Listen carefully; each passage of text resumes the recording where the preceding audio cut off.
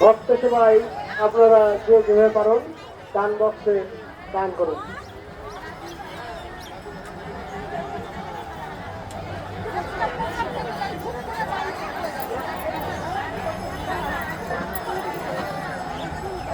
আরো একজন সন্ন্যাসী